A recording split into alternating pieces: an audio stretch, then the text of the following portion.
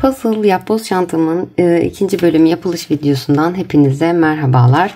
İlk defa bu video karşınıza çıktıysa açıklama kısmına linkine birinci bölüm çantamın yapılış linkini ekliyorum. Oradan ulaşabilirsiniz. Şimdi öncelikle birinci bölümümde ne demiştim? Bu tabanımı yaparken çantamın yan kısmını baz alıyorum. Bakın burası şu şekilde geliyor. Şu şekilde dönüyor. O yüzden döndükten sonraki şu kısmını baz alıyorum. Ne kadar örmüştük taban kısmında? Hem kenarda, iki kenarda da sağda ve solda arttırma ve eksiltme yaparak devam ettiğimiz sıra sayısı. Ben 7 sıra şeklinde tamamladım. 1, 2, 3, 4, 5, 6 ve 7. Şuraya kadar olan kısmı baz alıyorum. Kahveye kadar. Siz bunu daha da uzattıysanız çantanızın diğer parçalarına göre tabi yine tabanınızda bu kısmı baz alacaksınız. Ben 20 tane zincir çektim. 20 zincir benim için yeterli oldu. Bakın. Tam 20 zincirim bana bu kenarıma vermiş oldu. Aynı sayılarla yaptıysanız muhtemelen sizinki de aynı eşitlikte olacaktır. Tabanımın eni buradaki yan parçamın alt kısmına denk geliyor. Parçam bu şekilde duracak. Sağ ve sol kısımları demiştim. Bunun hemen şu kısmını baz alıyorum. Yani örmeye şuradan başladık. 31 tane zincir çekerek başlamıştık. Buradan ilerleterek başladığım kısımdan 7 sıra aynı işlemleri tekrarlayarak gitmiştik. Şu kısma kadar olan ölçüyü baz alıyorum. Santim ölçüsünde vereyim yine. Şöyle tuttuğumda 12 santim, hatta şöyle biraz daha çevirdiğimde 12,5-13 santime denk gelmiş oluyor. Bu tabi elinizin ayarına, kalınlığına, ipinizin kalınlığına, inceliğine göre değişecektir. Raf iplerde, kağıt iplerde her zaman daha da farklı oluyor. Evet, öncelikle 20 tane zincirimi çektim. Burada hemen 20 zincirimden sonra bir tane daha zincir çekiyorum üst sırama geçişte kullanmak için. Toplamda 21 zincir çekmiş oldum. Şu şekilde yine her zamanki gibi bütün modellerimde uyguladığım gibi zincirimin arka kanadını çeviriyorum. Ve bakın şöyle çıkıntılı olan yerlere yine batıyorum. Tığımı battım. İpimi çekiyorum. Bir zincir çekiyorum. Hemen bir zincirle ipimi çekip bir sık iğne yapıyorum. Hemen yanındakine tığımı batıyorum. Arka kanadına yine bir sık iğne yapıyorum. Yanındakinin arka kanadına batıyorum. Bir sık iğne yapıyorum. Yanındaki zincirimin arka kanadına batıyorum. Bir sık iğne yapıyorum. Yanındaki zincirimin arka kanadına batıyorum ve bir sık iğne yapıyorum. Bu şekilde her bir zincirime birer tane sık iğne yaparak sondaki zincirimin olduğu yere kadar ilerliyorum. Her bir zincirimin arka kanatlarına birer tane sık iğne yaparak bütün zincirlerimi tamamladım ve 20 tane sık iğne elde etmiş oldum. Bakın şöyle biraz daha yakınlaştıracağım. Şimdi zincirimizi buraya göre ayarlamıştık. Önemli olan zinciri buraya göre ayarlamak. Zaten zincirimizi buraya göre ayarladık. Sık iğnelerimizi yaptıktan sonra buradaki sık iğneler zincirin santimi çekti. Bu şekilde. Çekmesi burada önemli bir nokta. Daha sık örmeniz. Bakın şurada küçük bir şöyle tuttuğum zaman şu kısımda küçük bir açıklık kaldı. Şöyle bakın. Şurada küçük bir açıklık kaldı. Tam denk gelmedi.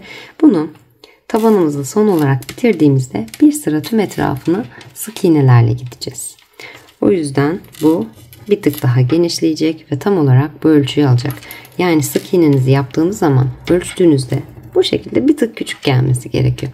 Eğer olur da küçük gelirse küçük oldu deyip büyütmeyin ya da tam gelirse biraz küçültmekte fayda var. Bir sıra sık iğne gitmemiz gerekiyor çünkü.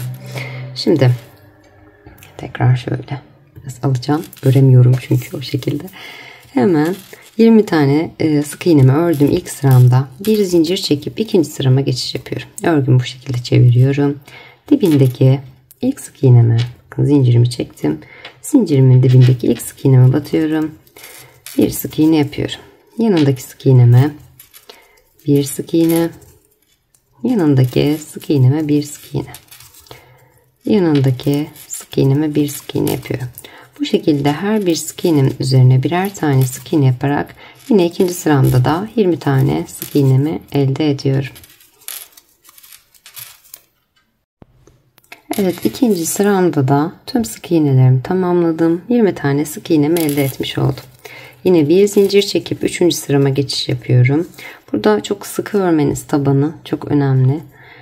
Gerçekten sağlamlık açısından hemen dibindeki ilk sık iğneme batıyorum. İpimi çekip bir sık iğne yapıyorum. Yanındaki sık iğneme bir sık iğne, yanındaki sık iğneme bir sık iğne yapıyorum. Bu şekilde yine her bir sık iğnemin üzerine birer tane sık iğne yaparak 20 tane sık iğnemi elde ediyorum. Bir zincir çekip 4. sırama geçiş yapıyorum. 4. sıramda da yine her bir sık iğneme birer tane sık iğne yaparak 20 sık iğnemi elde ediyorum. Bir zincir çekip 5. sırama geçiş yapıyorum. Orada da yine her bir sık iğnemin üzerine birer tane sık iğne yaparak 20 tane sık iğnemi elde ediyorum. Bu şekilde her sıramda arttırma, eksiltme yapmadan 20 sık iğnemi örerek yeteri uzunluğa gelene kadar ilerliyorum. Yeteri uzunluğu neye göre ayarlıyorum? Hemen şöyle bakın. Bu benim tabanımın üstündeki parça. Şurası şöyle gelecek. Tabanımın uzunluğunu da şöyle şuradan göstereyim. Şöyle şuradan tutarak ayarlıyorum. En son dediğim gibi zaten sayıları vereceğim. Her bir sık iğnemin üzerine birer tane sık iğne yaparak yeteri uzunluğa gelene kadar sık iğnelerimizi tamamlıyoruz. Evet, tamamında da yeteri uzunluğa geldim. Toplamda 47 sıra sık iğne sırası tamamlamış oldum. Bunu neye göre hesapladım? Şöyle ben birleştirmemi de yapmıştım ama size şu şekilde gösterdiğimde zaten anlayacaksınız. Küçük üçgen parçamı şu şekilde alıyorum. Bakın bunu kısma tuttuğumda tam eşit gelmiş oluyor. Şurada kenarlardan bir sıra sadece şu şekilde şurayı devamı gelen yere birer sıra boşluk kalmış oluyor. Bakın ölçtüğünüzde şöyle tuttuğumuzda ölçüsü tam olmuş oluyor. Tabanımın ölçüsünü buna göre ayarladım. Zaten eninin ölçüsünde göstermiştim. Şu aradaki parçama, yan parçama göre ayarlamıştım. Orası da bu şekilde tam gelmiş oluyor. Şimdi artık 47 sıra 20 sık iğnemizi ördükten sonra hemen kenar tığlamalarına geçeceğiz. 47. sıramdayım. Buradan dibinden tekrar bir tane zincir çekiyorum. Bakın şuradaki ilk boşluğuma batıyorum. İpimi çekip bir sık iğne yapıyorum. Yanındakine bir sık iğne yapıyorum. Yanındakine bir sık iğne yapıyorum. Yanındakine bir sık iğne yapıyorum. Ve yanındaki boşluğuma bir sık iğne yapıyorum. Burada yanındaki boşluğuna bir sık iğne, yanındaki boşluğa bir sık iğne yapıyorum. Bu şekilde her bir sık iğne boşluğuma, bakın şuralarda boşluklarım var. Buradaki boşluklarım her birine birer tane sık iğne yaparak diğer köşeme kadar geliyorum. Buradan köşemdeki son boşluğuma da 2 tane sık iğne yapıp dönüyorum. Her bir sık iğneme bir sık iğne yapıyorum. Bu zincirimin arka kanatlarıydı. Gayet düzgün duruyor zaten. Bunun her birine birer tane sık iğne yapıyorum. Köşemdeki son zincirimin olduğu yere de 2 tane sık iğne yapıyorum. Dönüyorum. Her bir boşluğuma birer tane sık iğne yaparak geliyorum. Diğer köşeme kadar. Buradaki ilk sık iğnemin üzerine de bir sık iğne yapıyorum. Pardon, 2 sık iğne yapıyorum. Dönüyorum. Her bir sık iğnemin üzerine birer tane sık iğne yaparak son sık iğnemin üzerine de 2 tane sık iğne yapıp başladığım noktada kaydırmayla bitiriyorum. Tabanım artık hazırlanmış oluyor. Çanta tabanımın da tüm etrafını sık iğnelerle gittim ve artık tamamen tabanımı da hazırlamış oldum. Son olarak ölçüsünü de paylaşayım sizlerle. 28 santim bu şekilde boyu oldu. 13 santimde eni olmuş oldu. Şimdi birleştirme kısmımıza geçiş yapabiliriz. Artık tüm parçalarımı hazırladıktan sonra dikiş işlemime geçeceğim. Birleştirme işlemime öncelikle bu iki büyük parçamdan başlıyorum birleştirmeme. Bu parçalarıma önce şöyle bir işaretleyici takıyorum. İkisini de aynı şekilde. Bakın burada en başta başlarken dördünü birden toplamıştım. Burada iki kenarda bırakarak tam orta kısma işaretleyicimi takıyorum.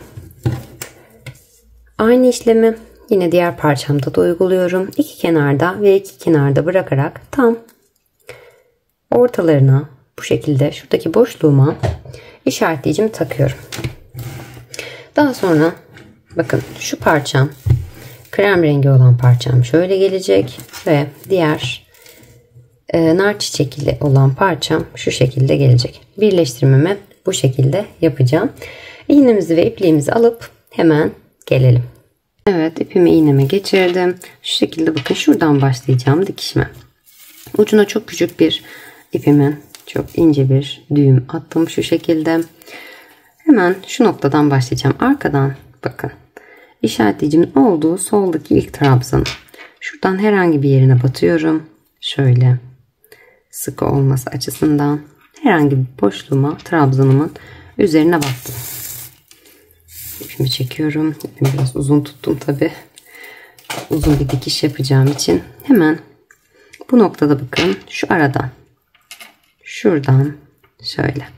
Hemen işaretleyicimin olduğu trabzanımın şöyle biraz daha yakınlaştırayım. Evet. İşaretleyicimin olduğu işaretleyicimin olduğu yerin yanındaki trabzanımdan şöyle ortasından batıyorum. İpimi bu kısma çekiyorum. Bakın buradan sonra şuraya aldım. Buradan böyle ve bakın şu kısmı şöyle aldım. Ve karşısındaki ilk şurada zincir çekmiştim. 3 tane zincirim var. Bakın şöyle 3 tane zincirim var. Zincirimin şöyle tepesine ortasından batıyorum. İğneme ipimi çekiyorum. Ve ilk yerimi yapmış oldum. Tekrar batıyorum buraya. Aynı yere tekrar batıyorum. Karşısındaki yere tekrar batarak bir önce kaçmaması için ilk sıramı bu şekilde ne olur ne olmaz diye ben her seferinde sıkılarım garantiye almak için. Hemen evet, bakın yanındaki trabzanıma geçiyorum. Yanındaki trabzanımın şöyle şu şekilde tuttuğunuzda zaten daha net gözüküyor. Şuradaki altta kalan trabzanımın tepesine, kanadına, arkadaki kanadına batıyorum.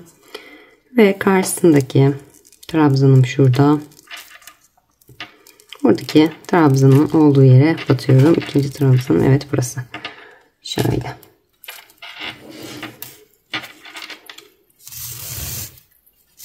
Dikişimi yapıyorum.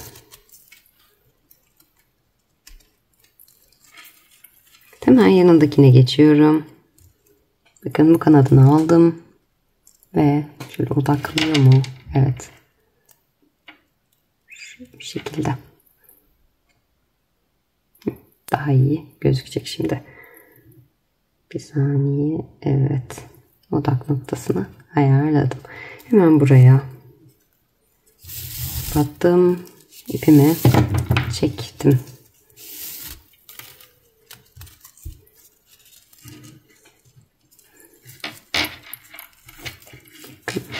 Hemen yanındaki trabzanımın arka kanadına batıyorum. Karşısındakine batıyorum. Şöyle ipimi çekiyorum.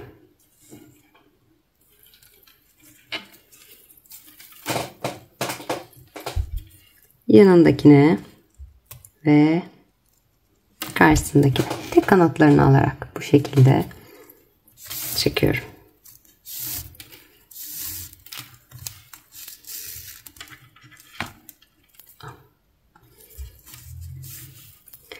yanındakinin arka kanadı, karşısındakinin kanadı. Birbirine bakan kanatlarına batıyorum yani. İpimi çekiyorum. Dikişimi bu şekilde oluşturarak her bir trabzanlarımı şöyle karşılıklı olarak batarak, diyemedi bir türlü gerçekten. Evet. Karşılıklı olarak batarak şöyle kenara kadar geliyorum. Kenarı nasıl bitiriyorum? Şuradaki bakın son trabzanın olduğu yerle şurası denk gelmiş olması gerekiyor. Sona kadar gelelim. Son kısımda tekrar göstereceğim zaten. Dikişlerimi baştan itibaren tamamlayarak sondaki kısma kadar geldim. Bakın burada sonda bir tane ve karşısında da işaretleyicimden önce şöyle bir tane kaldı karşılıklı olarak. Hemen yanındaki sık iğnemin şöyle yine arka kanadına batıyorum ve son sık iğnemin de arka kanadına batıyorum. Birbirine batan kısımlara batarak ipimi çekiyorum. Bu kağıt ipler böyle dikiş yaparken gerçekten açılıyor bir süre sonra kopuyor. Dikişin ortasında çok uzun da tutmamak lazım aslında ama ben tekrar kopar çek yapmayı sevmiyorum. O yüzden biraz uzun tuttum. Hemen bakın burayı bitirdim. Bütün kenarını birleştirmesini tamamladım. Tüm detaylarıyla şurayı da tekrar şöyle tekrar bir sıkı olması açısından bir kez daha gidiyorum. Evet. İşaretleyicimin olduğu yere geldim. Artık bu işaretleyicimi çıkarıyorum. Artık lazım değil. Hemen diğer nar çiçekli olan parçamı alıyorum. Yana. Buraya da yine işaretleyicimi şu şekilde gördüğünüz gibi taktım ben. İşaretleyicimi taktım. İşaretleyicimin olduğu yere kadar devam ediyorum. Bakın burada ikinciye batmıştık zaten. Hemen şu kısımdan başlayacağız yine. Karşılıklı olarak şöyle diğer parçamı alıyorum. İlk trabzanımın şöyle arka kanadına batıyorum. Çekiyorum ve hemen yanındaki, en son battığımın yanındakine arka kanadına batıyorum. İşaretleyicim şuradaydı. İşaretleyicimin sol tarafındakine battım yani. Evet, hemen buradan şu şekilde devam ediyorum. Karşısındakine batıyorum. Evet. Şöyle bir sıkılayım. Şöyle. Bakın. Şurada bir çıkıntı oldu. Anlandıramadım. Biraz geniş yapmışım galiba. Önce şöyle yapsak daha iyi olacak sanırım. Burayı çektim. Geri alıyorum dikişlerimi. Buradan şunu da geri alayım. Ben de deneme yanılma yöntemiyle artık yapmaya başladım, daha düzgün dursun diye. Yani en iyi şekilde yapmaya çalışıyorum. Şöyle. Şuradan hemen bakın. Trabzanın son bitişimi yaptıktan sonra şuradan tepeden yukarıdan aşağı doğru batıp tekrar yapmak daha doğru olacak. Ortaya birleşme oluyor. Dönüyor çünkü. Hemen karşısındaki parçamı aldım. Şuraya kaydırdıktan sonra karşısındaki parçamı aldım. Battım. Ve tekrar şuraya batıyorum. Daha sıkı olması için. Evet. Hemen evet, şöyle hemen karşısındaki, şuradaki net gözüküyor mu bilmiyorum. Şuradaki yanındaki trabzanıma, karşısındaki trabzanıma arka kanatlarına, birbirine batan kanatlarına batarak dikişime devam ediyorum. Şöyle. Evet. Karşılıklı olarak.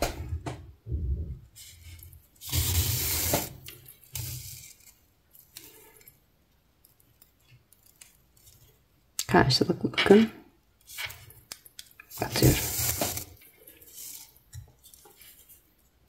Karşılıklı batıyorum. Dikişime devam ediyorum. Bu şekilde yine arka kanatlarına batarak köşe kısmına kadar ilerliyorum.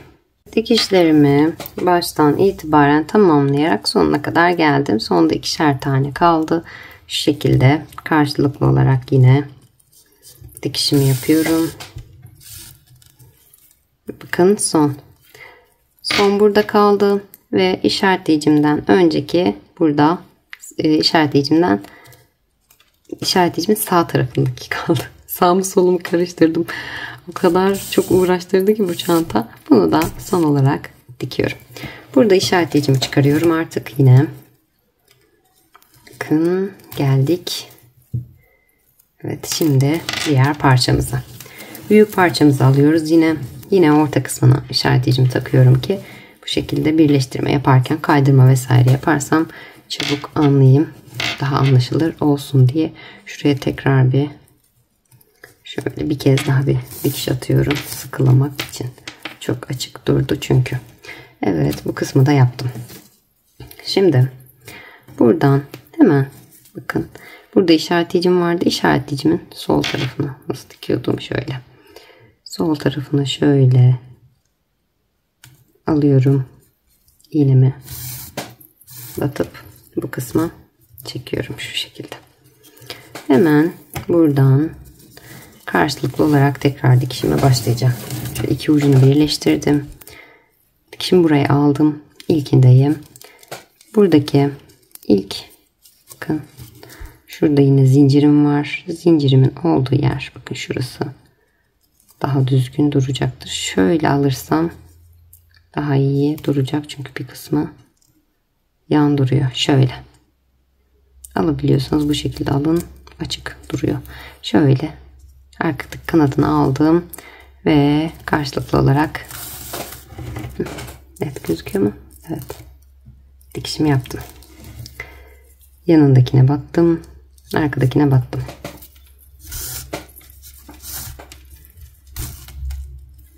Şuraların şu şekilde durması çok önemli değil. En son sık iğne gideceğiz çünkü oralar aklınızı karıştırmasın. Şöyle açıklık duruyor. Sık iğne giderken düzenleyeceğiz onu. Hemen bakın karşısındaki ve birbirine karşılıklı batıyorum. Ve aynı şekilde bütün dikişim bundan ibaret.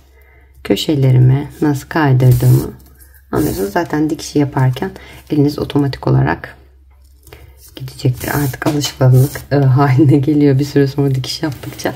Bu şekilde dikişimizi tamamlayarak köşeye kadar geliyoruz. Köşede son, diğer köşelerimde yaptığım işlemin aynısını yapıyorum. Bu kısmı da aynı şekilde sondakiyle denk getiriyorum. Zaten aynı sayılarda olduğu için herhangi bir şey yapmanıza gerek yok. Denk geliyor. Daha sonrasından buraya kaydırarak geçiyorum. İşaretleyicimin diğer tarafına ve bakın buraya geçtiğimde birleştireceğim parçam şurada, ilk birleştirmiş olduğum parça. Şu şekilde bakın, şuranın birleştirmesini yaptım. Şöyle birazcık yukarıya alacağım.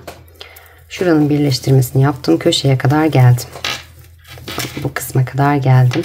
Daha sonrasında şurayı da şöyle katlıyorum.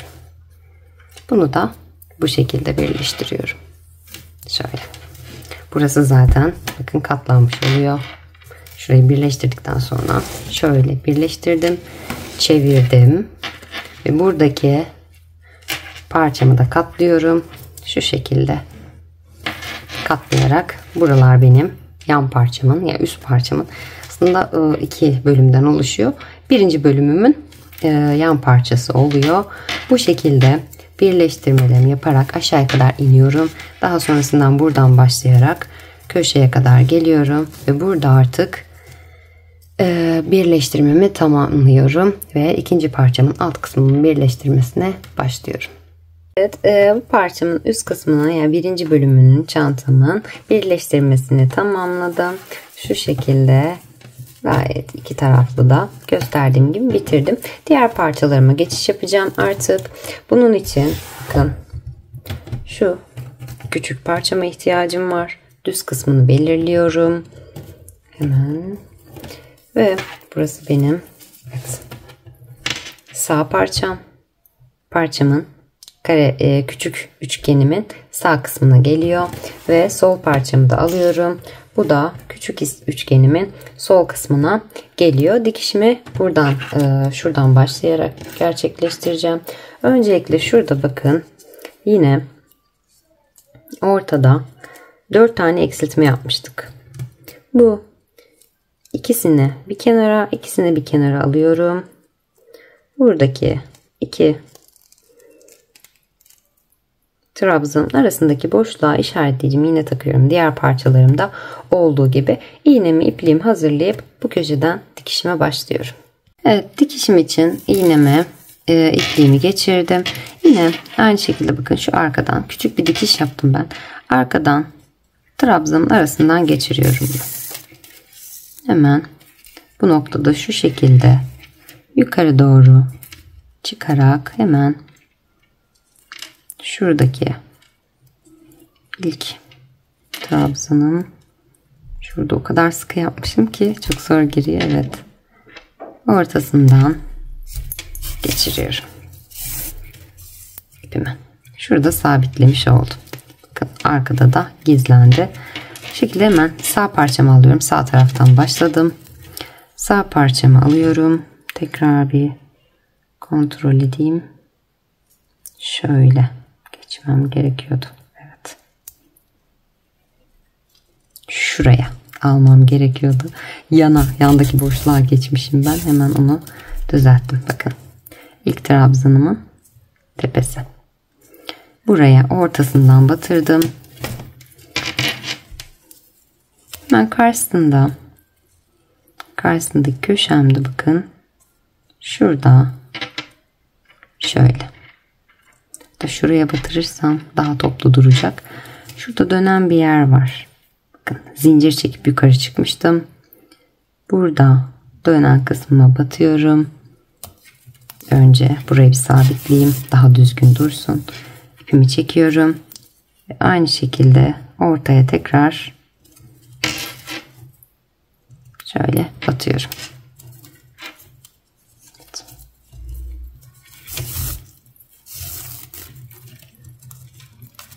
Buraya bir sıkılayalım. Şöyle sıkılıyorum. Evet. Şimdi hemen en son ipimi buradan geçirdim. Karşıdaki ilk, bakın, üçünün birleştiği yer şöyle. Üç kısmının birleştiği yere ortasına batıyorum. Kenarı sabitlemek için kullandım. Kötü bir görüntü olmasın diye karşısına battım. Aynı yere şuradan aynı yere tekrar bir kez daha batıyorum. İyice sabitliyorum. Evet. Hemen yanındaki trabzanıma geçiyorum. İkisinin birbirine bakan kanatlarına battım. İpimi çekiyorum.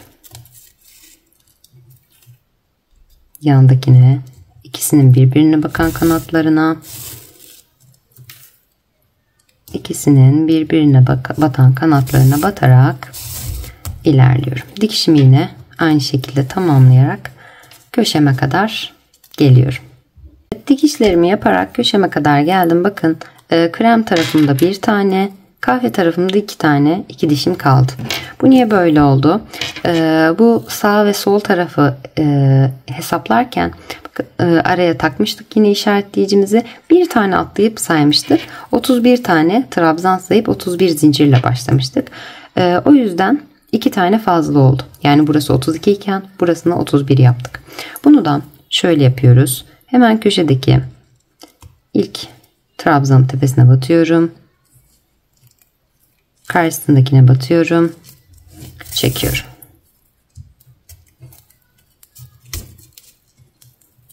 Aynı şeyi buraya yapıyorum.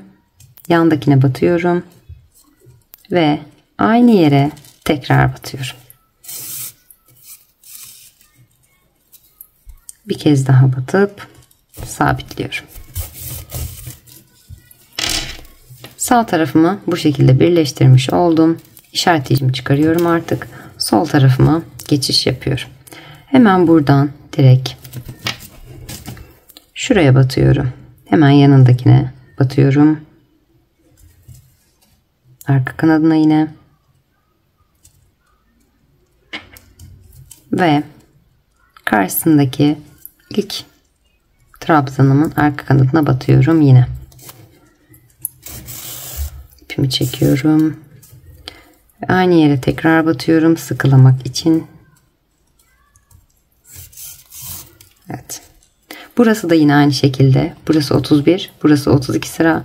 O yüzden yana geçiyorum. Yandaki kahverengi trabzanıma batıyorum. Ve ilk başta battığım ilk trabzanımın üzerine tekrar batıyorum. İpimi çekip dikişimi yapıyorum. İpim çok yumuşamaya başladı. İnşallah başına bir şey gelmez. Artık sakin sakin. Hemen yanındakine batıyorum ve karşısındakine batıyorum. Bundan sonrasında artık aynı şekilde devam ettiriyorum. Yanındakine şöyle ve karşısındakine. Bu şekilde yine dikişimi buradaki köşeme kadar ilerletiyorum ve köşemde ipimi artık arka kısımdan düğümleyerek bağlayıp gizliyorum ve diğer tarafıma şuradaki parçama iki parçamın birbirine bağlantısına yine başlıyorum. İki parçamın sağ ve sol olarak birleştirmesini tamamladım. Şimdi dönüyorum şu şekilde. Baştan şu kenarımdan başlayacağım. Şöyle. Bu iki parçamı birleştireceğim. Sol parçamın diğer ucu bu parçamın küçük üçgenimin sağ kısmına denk geliyor. Buradan başlayarak başlayacağım. Şurası benim başlayacağım nokta. 7 sıra taban için bırakmıştık. Şöyle 4, 5, 6 ve 7. Kahverenginin bitişinden başlayacağım.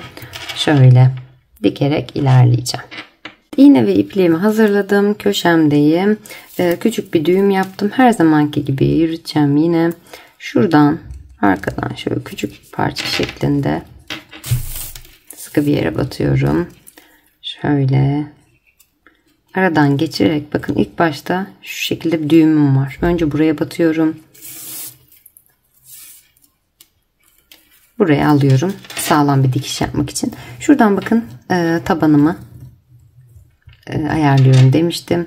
Bitişim burası. Buranın köşesine batıyorum. Yine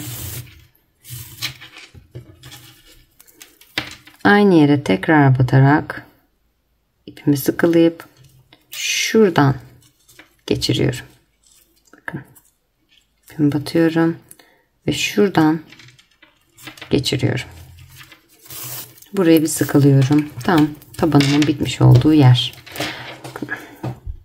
Buraya tekrar ilk trabzanımın üzerine batıyorum ve yine aynı yere tekrar batıyorum. Dikişimi sağlamladıktan sonra artık devamını geçtim. Burası benim sağlama yerimde. Burası bakın buralar trabzandan oluşuyor artık. İşimiz buradaki diğer taraftaki gibi kolay değil. Sık iğne ile karşı tarafı aynı ölçüde ayarlamamız gerekiyor. Yanındaki sık iğneye batıyorum. Bunu yaparken trabzanlarıma ikişer tane batıyorum. Trabzan uzun uzun birine diğer sık iğneme diğerine batarak ilerliyorum. Sık iğneme battım. Hemen bakın şu noktadan şöyle şuradan net gözüküyordur inşallah. Trabzanımın şöyle ortasından bu taraftaki kanadını alarak bakın şurada bir V'lik var zaten. Bu taraftaki kanadını alarak batıyorum. İpimi çekiyorum. Sıkılıyorum. Yanındaki trabzanımın arka kanadını alıyorum. Bakın şurada çizgi olan yere geldim. Burayı şuradan bakın şuradan batarak alıyorum. Evet. Şimdi yanındaki trabzanıma geçiyorum. Diğer yanındaki sık iğneme geçiyorum. Diğer trabzana geçiş yapmış oluyorum. Bakın şurada kesişim bölgesi var. Şöyle. Bunun tek kanadını alıyorum yine. Sık iğnemin tek kanadını diker gibi aslında. İpimi çekiyorum ve sıkılıyorum. Yanındaki sık iğneme bakın buraya geldim, yine çizgimin olduğu yer. Bunun da bu taraftaki kanadını alıyorum. Şöyle. Daha net göstereyim. Şurayı. Ve sıkılıyorum. Yanındaki sık iğneme geçiyorum. Bakın bir trabzanımı bitirdim. Başka bir trabzanımdayım. Bunu da şurada böyle V şeklinde, şöyle göstereyim. V şeklinde duran, böyle kıvrımlı duran bir yeri var. Buraya batıp ilkini alıyorum. Yanındaki trabzanıma bakın, trabzanımın bittiği yerdeyim. Bu taraftakini alıyorum. Yanındaki trabzanıma ve trabzanımın başladığı yerdeyim. Bakın şöyle dönmeli bir yer var. Buraya alıyorum. Evet. Yanındaki trabzanımın arka kanadına batıyorum. Ve burada çizgimin olduğu yerdeyim. Şuraya alıyorum. Ay pardon. Şurada kalmış. Şuraya alıyorum. Yanındaki trabzanıma batıyorum. Hemen bakın dönmeli yerin buradaki kanadını alıyorum. Yanındaki trabzanıma batıyorum. Bakın çizgili yerdeyim. Bu taraftakini alıyorum. Bu şekilde köşeme kadar dikerek ilerliyorum. Evet, sağdan başlayarak, aşağıdan başlayarak dikişlerimi tamamlayarak üst kısma kadar geldim. Bakın son olarak şuraya battım. Burada 2 tane daha trabzanımın tepesi var. Buraları da nasıl yapacağımı hemen göstereyim sizlere. Şu şekilde bakın. Şuraya battığımda hemen şurada bir parçam var. Bakın şöyle. Şuraya da batıyorum. Ve dikişimi yapıyorum. Sonuncuya batıyorum. Sonuncu trabzanıma. Bakın burada da şurada zincir çekmiş olduğum yer var. Buraya şöyle batarak birleştirmemi tamamlıyorum. Şurayı biraz geniş bırakmışım. Sıkıladım hemen. Aynı yere tekrar batarak son bir sıkılama yapıyorum. Buradaki işaretleyicimi çıkarıyorum artık. Arka taraftan baktığımda sağ tarafım bitmiş oldu. Sağ kenarım. Diğer parçamı alıyorum. Bakın şöyle tuttuğunuz zaman uzun geliyor bir tık. Şöyle tuttuğunuzda uzun geliyor. Bu dikiş yaptığım bu parçam da aynı şekildeydi benim. Trabzanlardan kaynaklanıyor. Dikiş yaptığımızda tam olarak ölçüye ikişer, her trabzana ikişer battığımızda tam olarak aynı ölçüye ulaşacak. Şu şekilde bir potluk duruyor. O da ütülediğimizde, zaten kağıt ipin özelliğini biliyorsunuz. Ütülediğimizde düzelecek. Bunu yine nereye kadar yapıyorum? Bakın şuradan baktığınızda 7 sıra var. Şuraya kadar birleştirme olarak yapacağım. Hemen işaretleyicimi çıkardım. Buradaki yandaki trabzanıma geçiyorum. Şuraya batmışım en son. Yanındaki trabzanımı batıyorum. Şöyle. Ve şu parçamı da aldım. Buradaki zincirimin olduğu kısma batıyorum yine. Bakın. Tepedeki, en tepedeki kısma batıyorum. İpimi çekiyorum. Sıkılıyorum. Aynı yere tekrar batıp tekrar bir sıkılama işlemi yapacağım.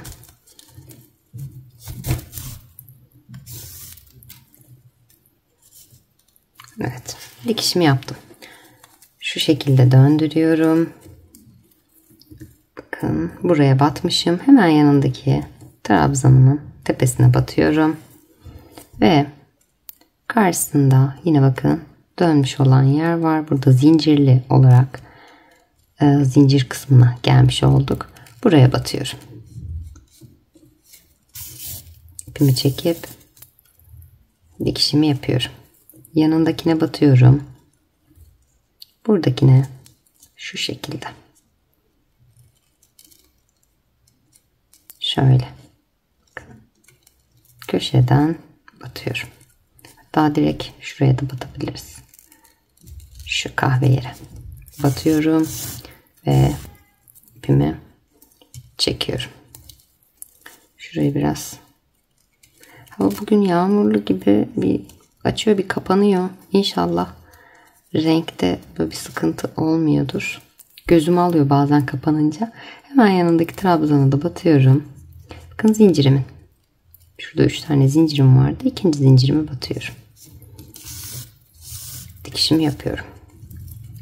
Yanındaki trabzanıma bakın yine alttaki kesişim noktası var. Bunun bu taraftaki kanadına batıyorum. Zincirli yerimi yaptığım için diğer taraftan biraz daha kolay ilerliyor burası. Zincirimin köşesine battım. Yanındaki trabzanıma geçiyorum. Arka kanadını alıyorum. Ve bakın 3 tane zincirimin ikincisine batıyorum.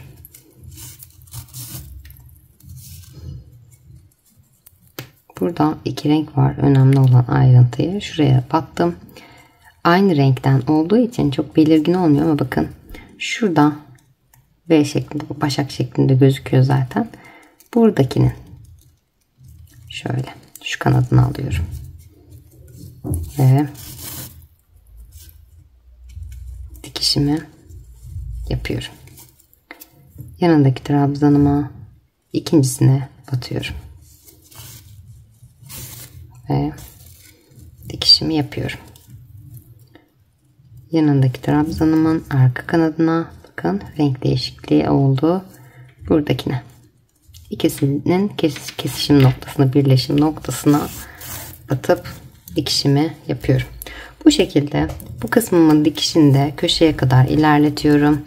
Bakın şurada kahve yerde son trabzanımın olduğu yere şurayı şöyle batarak, tabi şu taraftan batarak ve şu ikisini birbirine bağlayarak şöyle bu ikisini birbirine bağlayarak bitiriyorum ve arkaya geçip dikişimi yapıyorum ve ipimi gizliyorum. Artık bu parçam da hazırlanmış oluyor. Evet, iki ayrı parçamın birleştirmesi de hazır. Artık üst kısımlarına sık iğnelerle gideceğiz. Öncelikle şöyle biraz yakınlaştıracağım. Hemen kahverengi ipimizi alıyoruz. Ben şuradan başlayacağım.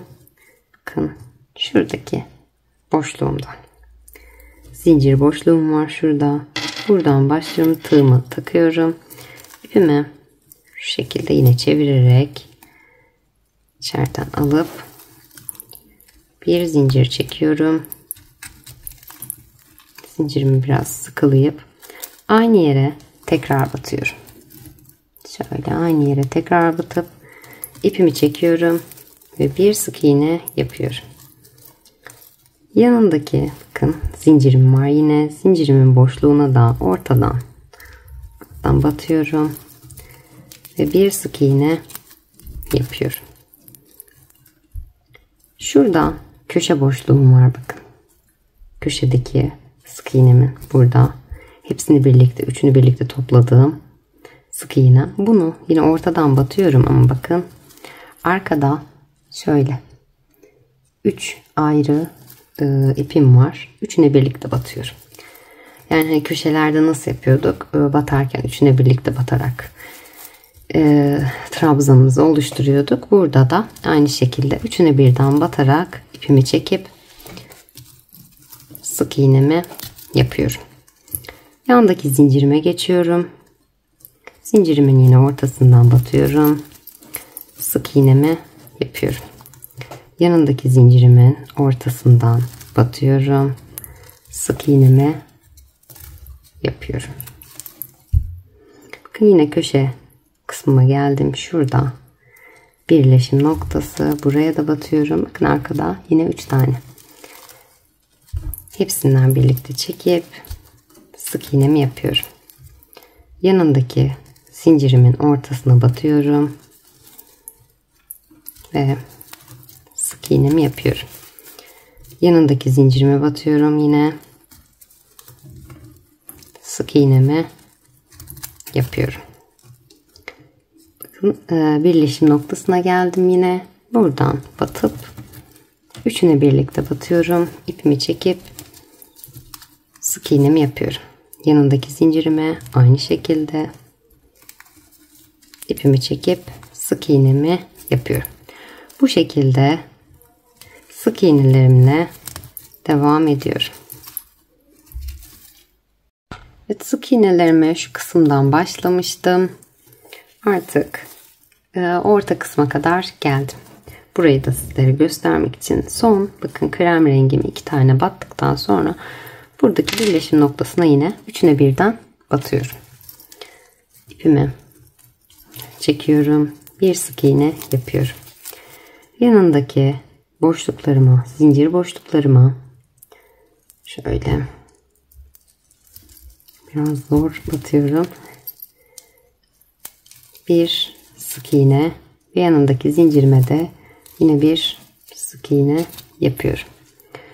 Ortadaki boşluğuma batıyorum. Bir sık iğne yapıyorum. Yanındaki bakın şu kısma geliyorum. Buraya da çok sert yapmışım gerçekten. O kadar zorlandım ki hemen yanındaki şuradaki boşluğuma bakın. Şurada yine zincir gibi duruyor zaten. Buradaki boşluğuma batıyorum. Bir sık iğne yapıyorum. Ve yanındaki boşluğuma bir sık iğne yapıyorum. Hemen bu noktada bakın şöyle bir boşluğum var. Şöyle. Şu şekilde kahvenin dönmüş olduğu yer. Buraya batıyorum. Bir sık iğne yapıyorum. Bu kısım diğer taraftan daha farklı artık döngüde olduğumuz için. Bunda buraya battım. Hemen yanındaki şu dönmüş olan kısma şu ortadan şöyle batıyorum. Bakın göstereyim tekrar. Dönmüş olan yer 2 ayrı bölüm var. 2 ayrı ip var. İkisinin ortasından geçirip arkadaki ipleri alıyorum. Ve bir sık iğne yapıyorum. Şurada bir yer atlamışım. Buraya şu köşeden battıktan sonra bakın hemen şurada şöyle elinizle tuttuğunuzdaki ilk şurası. Şuraya batıp buraya bir sık iğne yapıyorum. Ve geliyorum yana, dönmüş 2 ipim var. İpimin ortasından geçirip arkadaki 2 ipimi alıyorum. Bir sık iğne de buraya yapıyorum. Yanındakine geçtim. Başta yaptığım gibi şurada arkada bakın şöyle çevirdiğinizde şu şekilde batıp şöyle 3 ayrı ip var. Birisi kahverengi, ikisi krem. Bunlara da batıp ipimi çekip sık iğnemi yapıyorum. Bakın yine geldim. Biraz önce atladığım yere. Şurada bakın üçünün birleşim yeri var. İlkinin şuradaki bakın şöyle bir boşluk. Şurası. Buraya batıyorum. Bir sık iğne de buraya yapıyorum. Ve şöyle bakın 2 ayrı, bu ipim biraz daha ince. 2 ayrı ipim var. Şöyle buna şu şekilde batıyorum. İpimi çekip sık iğnemi yapıyorum. Hemen geldim şuradaki ipime. Burada bakın 2 ipim var. Buraya da batıp sık iğnemi yapıyorum. Hemen yanındaki bakın şuradaki boşluğuma şurada birleşim yeri, buradaki boşluğuma batıp sık iğnemi yapıyorum. Yine dönmüş ipim var. Ortasından batıp arkadaki 2 ipi alıyorum. Sık iğnemi yapıyorum. Şöyle ortadan batarak bakın 3 ip hepsini birlikte alıyorum ve bir sık iğne yapıyorum. Yanındaki bakın boşluğuma şuradaki sık iğne yapıyorum ve dönmüş olan yerin 2 ipimin ortasındaki boşluğa batarak arkadaki 2 ip alıyorum. Sık iğnemi yapıyorum. Köşeme geldim. Şöyle. Ortadan batarak ipimi alıp sık iğnemi yapıyorum. Bu şekilde sık sık iğnelerime bu köşede de bu şekilde devam ediyorum. Şuradaki köşe noktama kadar böyle ilerliyorum. Sık iğnelerimi tamamlayarak orta noktama kadar geldim. Bakın burada en sonki yere de sık iğnemi yaptım. İpimi bu noktada ipimi üzerine doluyorum. Bakın şu aradaki boşluklarıma batacağım. Şurada 2 tane trabzanım var orta kısımda.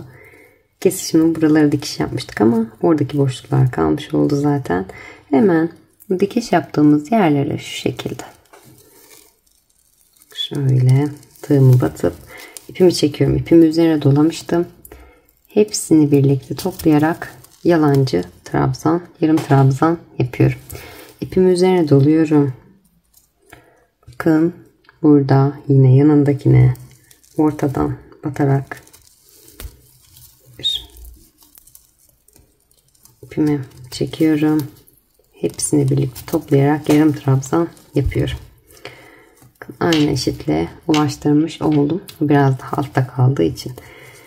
Hemen yanındaki şuradaki boşluğuma evet burası mı oluyor? Işığı açıp geliyorum. Bir anda karardı gerçekten. Burası benim dikiş yaptığım ipliğimmiş. Bir anda hava öyle saat çok geç de değil ama bir anda karardı içerisi. Buraya batmıyorum. Yanındaki bakın yine zincirli yerime geldim. Zincirime batıyorum. Sık iğnemi yapıyorum. Hemen yanındaki zincirimin yine ortasından batarak sık iğnemi yapıyorum. Bakın birleşim noktasına geldim. Buraya üçüne birlikte batıyorduk. Üçüne birlikte batıp sık iğnemi yapıyorum. Yanındaki zincirime geçiyorum. Bir sık iğne yapıyorum. Yanındaki zincirime bir sık iğne yapıyorum. Yanındaki kesişim noktasına bir sık iğne yapıyorum. Bu şekilde sık iğnelerimi yaparak orta kısma geliyorum. Diğer tarafta yaptığım işlemin aynısını uyguluyorum. Kenar kısımlarına da yine diğer kenarda yaptığım işlemin aynısını uygulayarak bütün etrafını sık iğnelerle geçiyorum. Bakın burada bir yerim daha var. Buraya da yine yarım trabzan yapıyorum. Sondaki bu 3 zincirimin üzerine de sık iğnelerimi yaparak başlangıç noktama gelip ipimi artık kaydırmayla kesiyorum. Dönüyorum. Aynı parçamda diğer taraftan herhangi bir yerden şuradan başlayabilirsiniz. Aynı parça zaten, aynı işlemler. Aynı şekilde şuradan başlayabilirsiniz. Başlayarak ilerliyorum. Yine bu orta kısımlarıma ikişer tane, birer tane yani bir buraya bir buraya yarım trabzanımı yapıyorum. Şöyle ortada yine diğer taraftaki üst kısmındaki ortada uyguladığım işlemin aynısını burada da uyguluyorum. Sık iğnelerimi yapıyorum. Ve başladığım noktaya gelip yine ipimi koparıyorum. Diğer parçamı alıyorum. Bu parçamda da yine aynı işlemleri. Buradakilerin birebir sık iğneler, döngüler hepsi aynı zaten. Bu şekilde sık iğnelerimi yaparak aradaki 2 taneye batarak yarım trabzanlarımı yaparak devam ediyorum. Önemli olan nokta bunlar. Yoksa tam olarak oturmuyor hiçbir zaman. Bunu ayarlamanız gerekiyor. O şekilde sık iğnelerimizi yaparak alt kısmına da üst kısmına da aynı işlemi yaparak devam ediyoruz. Daha sonra iki çantamı iki parçamızın birleştirmesine geçiyoruz. Evet, iki parçamın kenarlarının bu şekilde sık iğnelerini gittim. Artık bu iki parçamı birleştirmeye geçiyorum. Bakın şu şekilde büyük üçgen parçamı, krem rengi kahve olan parçamı ters tutmuşum bu arada. Tersten küçük bir ufak bir ütü yapmıştım. Siz de en son bu sık iğneleri gittikten sonra çok hafif bir ütü yapabilirsiniz. Şöyle tersten ütülediğim için ters de kalmış. Bu şekilde büyük krem rengi ve kahve parçam karşımda duracak şekilde pembe nar çiçeği rengimde yanlarda duracak şekilde ayarladım. Bu şekilde birleştirmemi şu orta kısımdan başlıyorum. Şu şekilde geniş duruyor olabilir ama trabzan yönleriyle alakalı bu şekilde duruyor ama çantayı birleştirdiğimiz dikişinizi yaptığımız zaman bu aradaki fark düzelmiş olacak. En son çantamızı birleştirdiğimizde de tekrar bir ütü yapacağız. O yüzden zaten hafif bir ütü gittim. Hemen buradan ipimi iğneme geçirdim.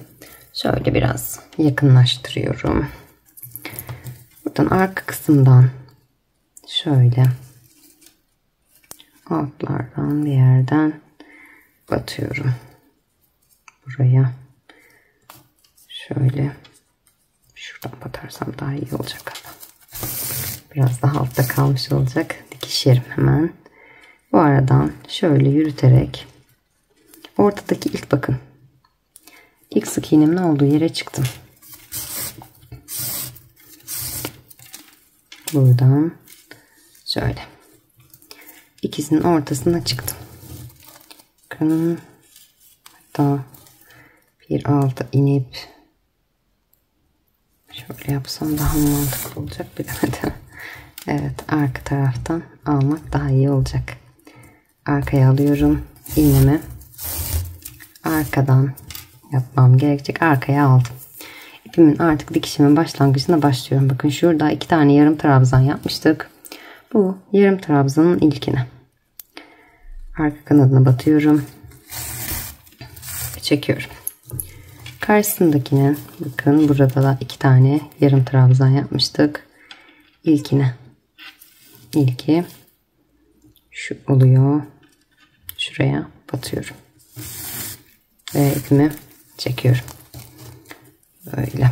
Hemen karşılıklı olarak tekrar aynı yere bir dikiş yapıyorum. Evet. Hemen şöyle yanındakine geçiyorum ve karşısındakine batıyorum.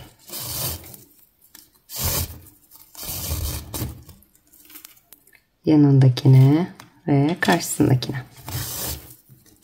Arka kanatlarını, birbirlerine batan kanatlarını alıyorum yine. Yanındakine ve karşısındakine.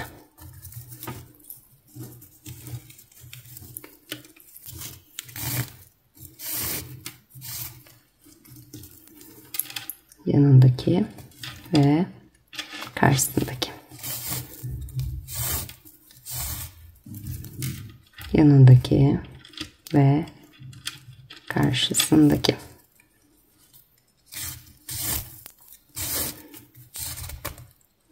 Bu şekilde karşılıklı olarak dikişlerimi devam ettirerek dönüyorum. Diğer tarafta aynı şekilde dönüyorum ve başladığım yere kadar tekrar gelip dikişimi bu noktada bitiriyorum. Artık çantamın üst kısmı hazırlanmış oluyor.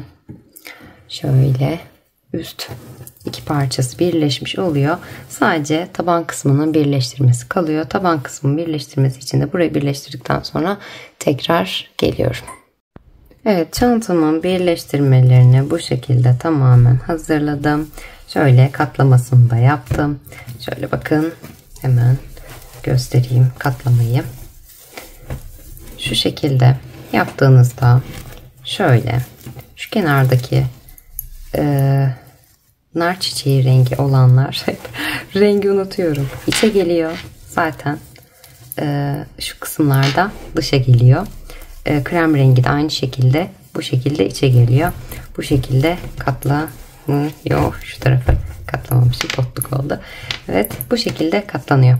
Tabanımı birleştirmesini yaparken katlanmış şekilde yapacağım. Çünkü en altına birleştireceğim için bu şekilde katladım. Bakın, nar çiçeği rengi, krem ve kahverengi dışarıda.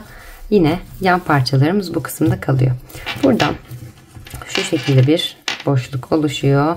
Bu katlanması için normal bir boşluk. Şimdi tabanımızı da hazırladık. Zaten hazırladıktan sonra şöyle ölçtüğünüzde bir tık büyük geliyor. Bu sizi korkutmasın. Şu şekilde bu kenarı biraz daha açacak. Şu tarafı da biraz daha açacak. Önde bakın şöyle hafif üst üste gelen yerlerde bundan sonra hafif açılmış olacak. Zaten çok üst üste de gelmiyor. Ben bir tur bu arada yumuşatmak için ütüledim. Çünkü katlanmakta zorlanıyordum, katlamakta. Siz de bir tur ütülerseniz daha iyi sonuca ulaşacaksınızdır. Şimdi hemen kenar kısmından tabanımı birleştirmeye başlayacağım. Tabanımın ön yüzünde olduğumdan emin olmam gerekiyor. Sık iğnelerin bakın düz olduğu yer bu şekilde ön kısmı. Şu kenardan başlayacağım. Hemen yakınlaştırıyorum. Buradan iğnemi ipliğimi hazırlıyorum. Ve bakın şuradaki köşedeki 2 tane yerim var. Şuradan bakın bir tanesi kahveye geliyor, bir tanesi kreme. Kreme gelenden şöyle arkadan ipimi şu şekilde yürüterek biraz daha uzaktan batarak ipimi çekiyorum. Bakın dediğim gibi şurada kahveye gelen sık iğnem var. Bir de kremin üzerine gelen var. Kremin üzerine gelenden başlıyorum. Yine arka kanadına alıyorum. Evet. Battım. Arka kanadına battım. Hemen karşısındaki bakın köşede şöyle 2 tane sık iğne yapmıştık. Birincisine batıyoruz. Köşelerde 2'şer tane sık iğne yaptığımı söylemiştim. Birincisine batıyoruz. Diğeri tam köşe noktasına gelecek çünkü. Hemen yanındakine geçiyorum ve karşısındakine geçiyorum. Dikişimi her zamanki gibi 2 arka kanatlarını alarak yapıyorum. Yanındakine ve karşısındakine batıyorum.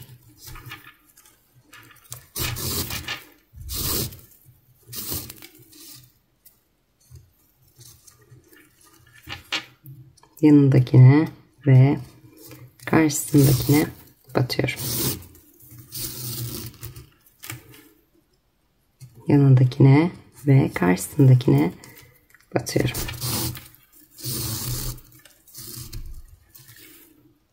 Yanındakine ve karşısındakine batıyorum.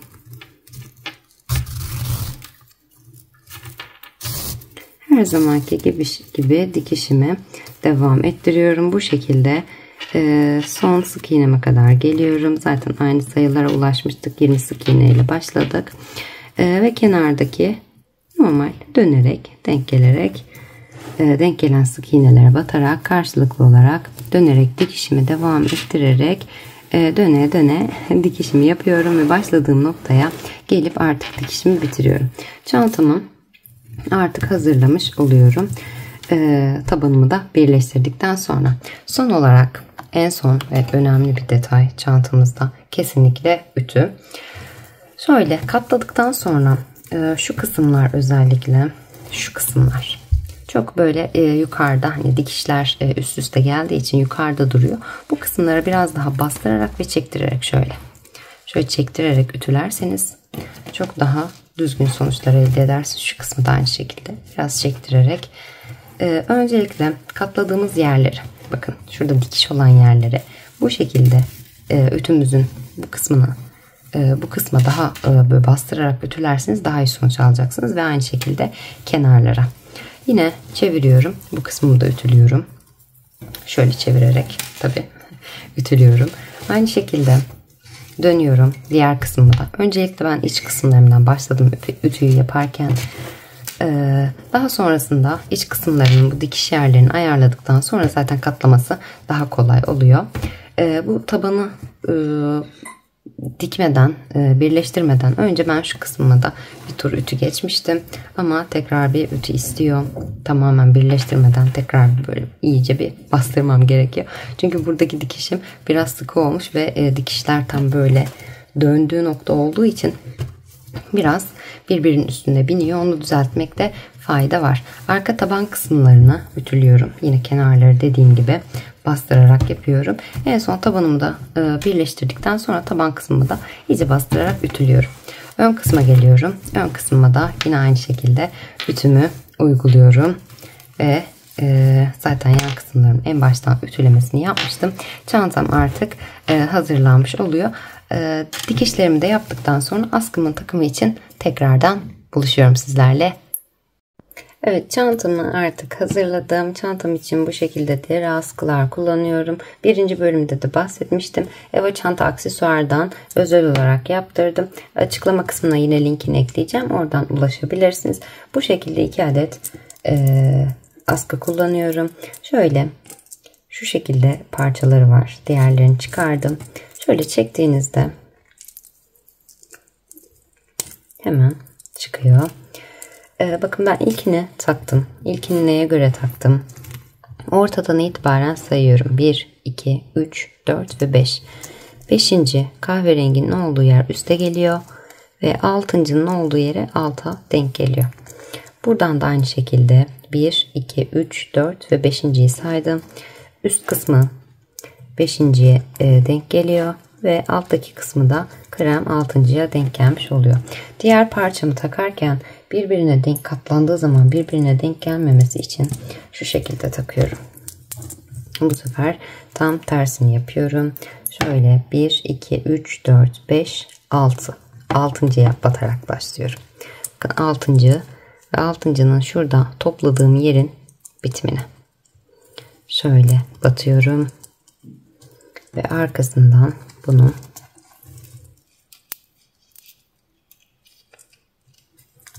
şu şekilde bastırarak takıyorum. Yine aynı şekilde bu sefer 7.'ye geliyor alt kısmı. Boşluğumu, örgü boşluğuma şöyle denk getirerek kolay takmak adına şu şekilde bakın. Bu şekilde takıyorum. Yine aynı şekilde şöyle askımı ayarlayarak 1, 2, 3, 4, 5 ve 6.'nın bakın burada topladığım yerin bitiminden şöyle battım.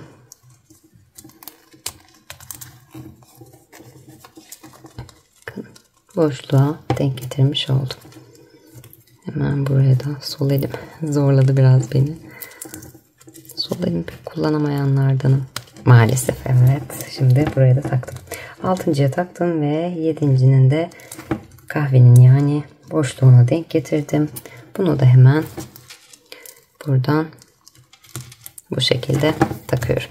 Çantam artık askılarımla birlikte bu şekilde hazırlanmış oluyor. Hemen şöyle bir açayım. Kameramı biraz yükseltmem gerekiyor. Çarpacağım yoksa evet. Şöyle. Bakın gayet hoş bir görüntüsü oldu gerçekten.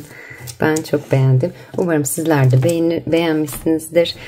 Kanalıma abone olmayı, Instagram'dan beni takip etmeyi ve lütfen yorum yapıp videomu beğenmeyi unutmayın. Gerçekten çok emek verdiğim bir çanta oldu. Hepinizin desteğini bekliyorum. Hepinize kolaylıklar diliyorum.